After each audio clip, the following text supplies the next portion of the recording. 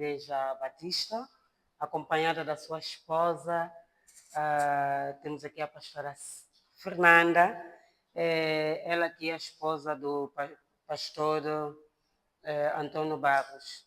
E pronto, o nosso podcast hoje será algo muito diferente, porque vamos também compreender aqui a cultura brasileira, porque a Fernanda, a nossa convidada, a esposa do pastor, é brasileira. Você que está aí a nos acompanhar também pode fazer algumas questões e estamos aqui para poder então também respondê-las. Já assim, vamos passar a palavra ao nosso casal, como a regra manda, né? Primeiramente a parte do homem, o cabeça, e depois a mulher vai fazer a apresentação. Muito prazer, caros espectadores. Eu sou o pastor Antônio Barros, sou pastor da Igreja Batista Aliança Eterna em Angola e sou casado com a missionária Fernanda. Um prazer. Eu sou brasileira, mas estou morando aqui em Angola. Ok, ela é brasileira e está morando aqui em Angola. O que o casal tem de especial no vosso casamento para poder então brindar aqui a nossa sociedade como um casal modelo, não é, para a nossa sociedade? Sim, como casal modelo, né, de especial é que antes da gente concluir o ato matrimonial, né, nós traçamos algumas regras, algumas metas que seriam, né, de vivência nossa no nosso dia a dia para um bom casamento, para um casamento duradouro. E esse modelo foi baseado em buscando em casais que deram certo. Exemplo dos meus pais, que têm mais de 40 anos de casado, e exemplo dos pais delas também, do pai dela, que tem mais de 40 anos, né, de casado. E nós entendemos que no nosso compromisso, o maior compromisso é um cuidar do outro, eu entender ela e ela me entender, cada um cuidando um do outro e também nos ajudando, né, naquilo que é dentro do nosso relacionamento, porque quem gere melhor é ela. Então, essa responsabilidade da gerência ficou com ela. Então, somos bem abertos, bem claro. A grande diferença é ela sabe quanto que eu ganho, eu sei quanto que ela ganha, e tudo foi colocado nas mãos dela. Mesmo eu sabendo, mas eu falo, o salário é ela que administra, né? Então, toda essa transparência, essa clareza passa por ela, porque eu sei que naquilo que eu fui aprendendo com o pai dela foi me instruiu, me falou, olha, ela é bom nisso, nisso, nisso, porque ela trabalhou a vida toda com o pai. E trabalhando a vida toda com o pai foi dando aquele exemplo. Então, disse, é isso que a gente vai implementar no nosso casamento. E tirando, né, tudo que ele falou também, uma coisa que a gente sempre prioriza também é Deus, né, no nosso relacionamento. A nossa prioridade também sempre foi Deus, que eu creio que é a base de tudo, que tudo aquilo que nós vamos fazer, primeiramente a gente ora e pede a direção de Deus. Se está dentro das vontades de Deus e dentro dos sonhos de Deus também. O casal modelo para a nossa sociedade realmente tocou-se na parte financeira, de que quem administra as finanças do esposo da casa é a nossa missionária Fernanda. A Fernanda é que administra porque o esposo, o pastor, através do legado deixado dos pais da Fernanda, é a transparência no lar para que as coisas possam correr bem. Eu não sei qual é a tua opinião, não sei ali em casa, você que também está nos seguindo como casal modelo, se o marido administra de forma fechada ou de forma aberta. Gostaríamos também de saber e deixar ali a sua questão. Como é que vocês conseguiram saber que a Fernanda é a pessoa certa para o pastor Antônio e que o pastor Antônio é a pessoa certa para a Fernanda? Uau! É uma questão meramente difícil, mas não tão impossível assim, porque nós como cristãos temos muito essa de orar assim, Deus, me arruma uma esposa.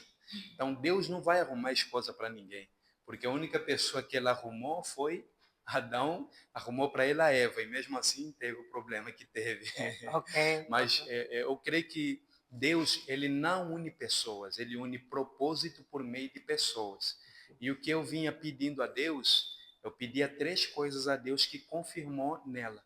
Então, um dos primeiros pedidos a Deus é que seja uma mulher que tivesse o coração voltado para a obra de Deus, porque se ela tem o coração voltado para a obra de Deus, ela ia entender o meu chamado.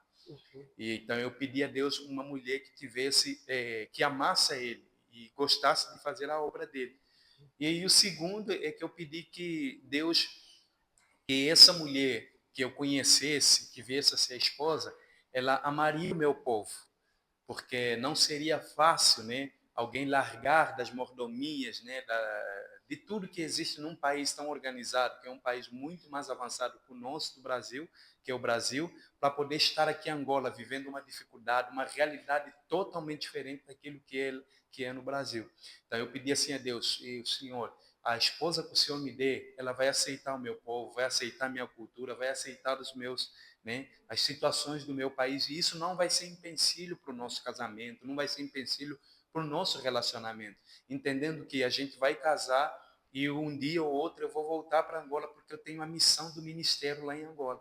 Então, isso para mim foi a segunda maior confirmação.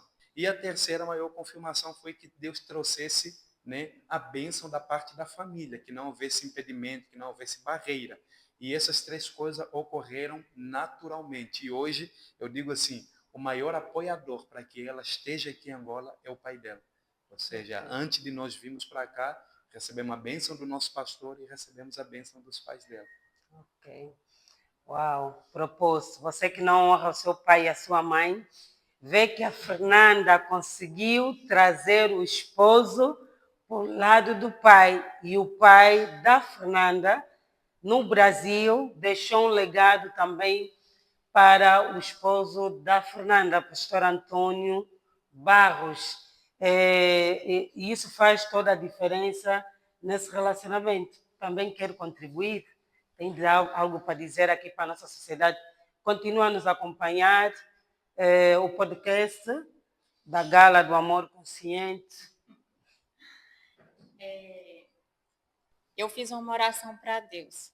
Uau! Em uma viagem que eu fiz, eu falei com Deus, Deus, eu quero um homem que me aproxime de Deus e que ame missão. E assim, nisso eu escrevi uma carta para Deus e fui falando as coisas que eu queria. Aí quando a gente começou a conversar, eu pedi a Deus sinais. E um dos sinais também tem a ver com meu pai, que eu pensei assim, nossa, mas é muito longe. Aí eu fiz um propósito com Deus até ele chegar no Brasil e falei, Deus, se for, meu pai não vai colocar empecilho nenhum. E eu lembro que na conversa que eu tive com ele, meu pai falou assim, né, tanto comigo quanto com ele sentado na mesa, e falou que ele tanto, né, cria que era as respostas também das orações dele, que não só eu queria também um homem de Deus, que me aproximasse de Deus, que tivesse no mesmo propósito que eu, e ele também estava orando por isso, e foi também um dos sinais que eu fui pedindo a Deus. E graças a Deus, cada dia mais, tanto ele faz eu aproximar mais de Deus, crescer espiritualmente, crescendo em tudo. Que o relacionamento é isso, né? Faz a gente crescer. Crescendo em tudo, principalmente também espiritualmente. Ok. Uau, uau.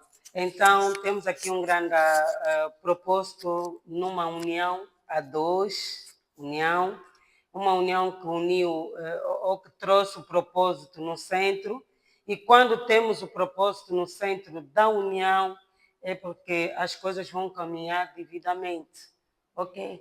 Já assim, numa questão de diferenças, né?